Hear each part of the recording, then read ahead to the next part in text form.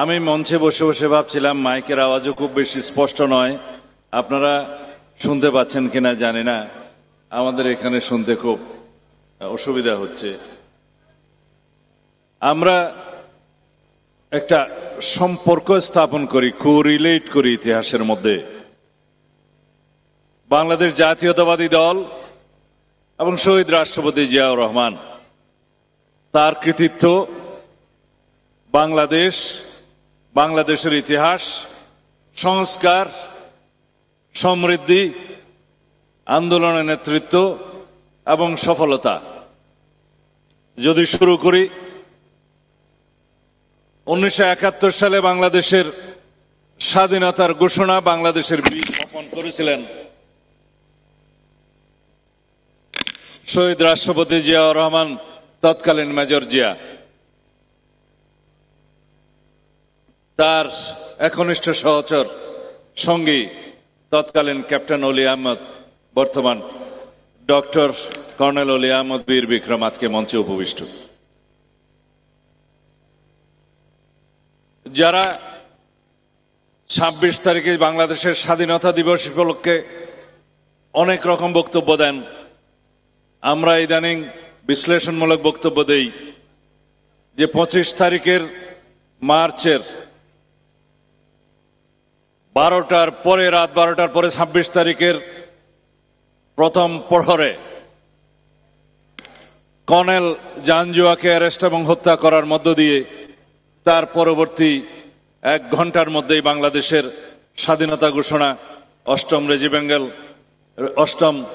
রেজিমেন্টের বিদ্রোহ ঘোষণা এবং বাংলাদেশের স্বাধীনতার ঘোষণার মধ্য দিয়ে as provisional head of the state and chief of army staff, commander in chief হিসেবে শহীদ রাষ্ট্রপতি তৎকালীন মেজর জিয়া যে ঘোষণা দিলেন, সেই 26শে মার্চের স্বাধীনতা দিবস আমরা বাংলাদেশে উদযাপন করি।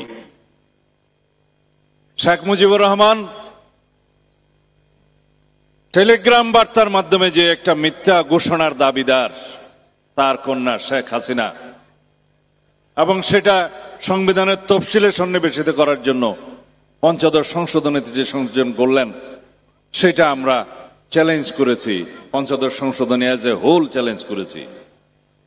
কারণ আওয়ামী লীগের রাজনীতি মিথ্যার উপর দাঁড়িয়ে রাজনীতি করার অভ্যাস।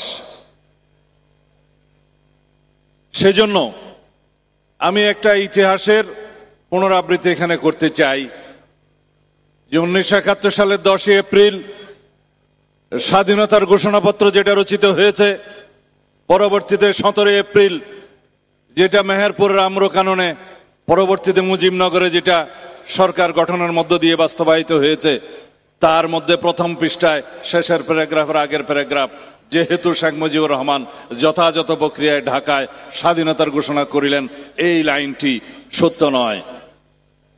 আসল সত্য ঘটনা আগেই বললাম।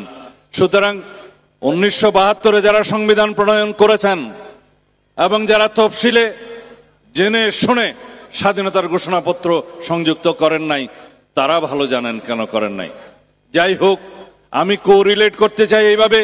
1971 যেমন শহীদ রাষ্ট্রপতি জিয়াউর রহমানের, 1975 সালের 7ই নভেম্বর বাংলাদেশের অরক্ষিত স্বাধীনতাকে রক্ষা করে এই দেশের স্বাধীনতা সার্বভৌমত্বকে অস্তিত্ব দিয়ে বাংলাদেশের অস্তিত্বকে টিকিয়ে রাখার কৃতিত্ব শহীদ রাষ্ট্রপতি জিয়াউর রহমানের।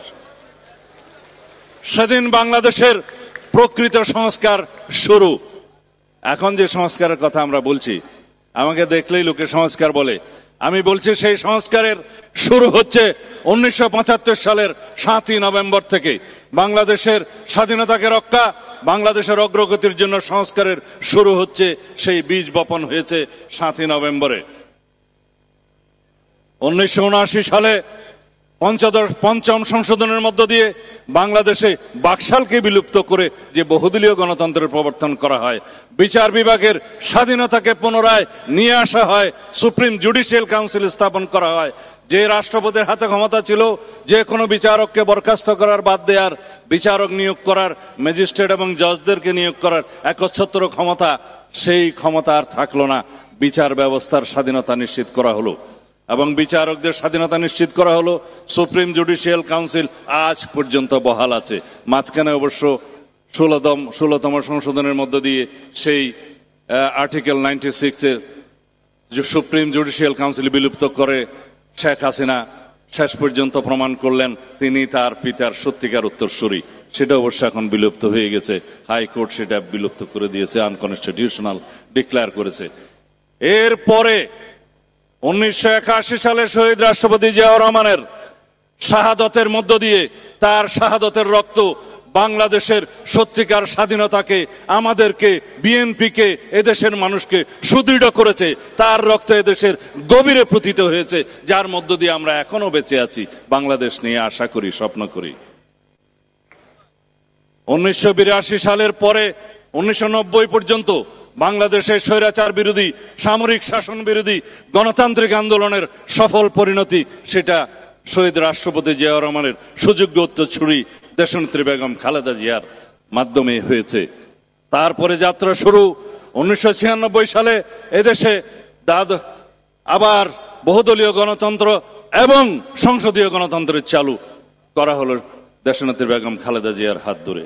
এইভাবে বাংলাদেশের যত সংস্কার হয়েছে, তার সমস্ত সংস্কার, তার সমস্ত গণতান্ত্রিক সংস্কার, সাংবিধানিক সংস্কার, দেশের সমৃদ্ধি, উন্নয়ন, এগুলো বিএনপি, শহীদ রাষ্ট্রপতি জিয়াউর রহমান, দেশনেত্রী বেগম খালেদা জিয়া এবং সর্বশেষ বাংলাদেশের ফ্যাসিস্ট বিদায়ের যে আন্দোলন, সেই আন্দোলনের সফলতা জনাব তারেক রহমানের হাত দিয়ে হয়েছে।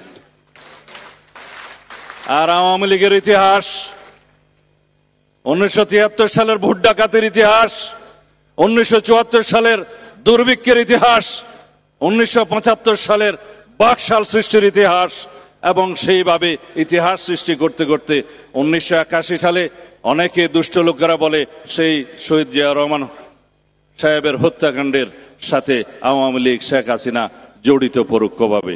তারপরের ইতিহাস 1982 সালে হোসেন মোহাম্মদ এরশাদের সামরিক শাসনের সাথে আওয়ামী লীগের একটা যোগসূত্র ছিল।